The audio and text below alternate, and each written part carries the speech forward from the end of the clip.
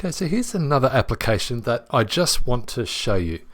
Haven't really got the time to teach you step by step how this one's made at this early stage that we're up to. But this is just to give you some ideas on how to think about programs that we can make. And that's really the skill here, is once you've got the ability to do some coding, how do you come up with the creative ideas for programs that are useful in solving problems? So this one came about because my kids were watching too much Netflix, and there's a show that they love, Brooklyn Nine-Nine, and they have watched all the seasons, but they've watched it several times over. So I wanted to show them a program to show them how much time they're spending on that. So let's say we put in Brooklyn Nine-Nine.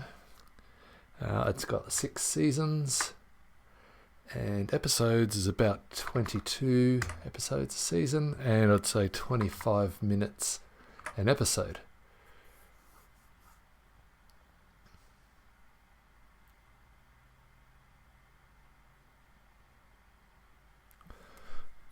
Which they do. They have watched this at least 10 times each season.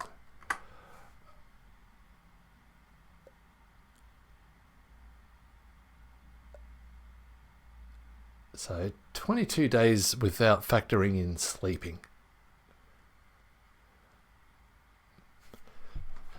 So we're just going to have a look at the logic behind this program, and then you can think about how this could be made in Python and JavaScript.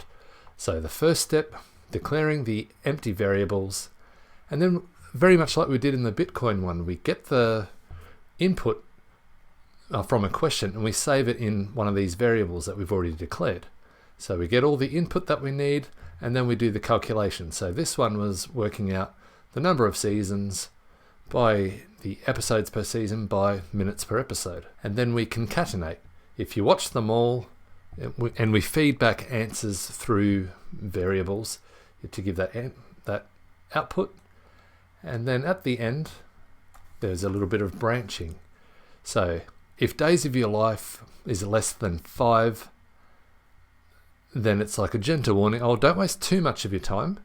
But if the days of your life is greater than 10, so if you watch this in totality and it's more than 10 days, well, then we're going to say you need to get out more.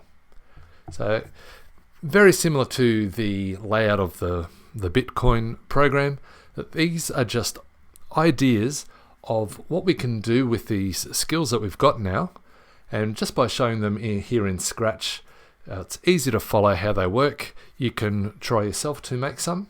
And when you've got it working in Scratch, try making them in Python and JavaScript.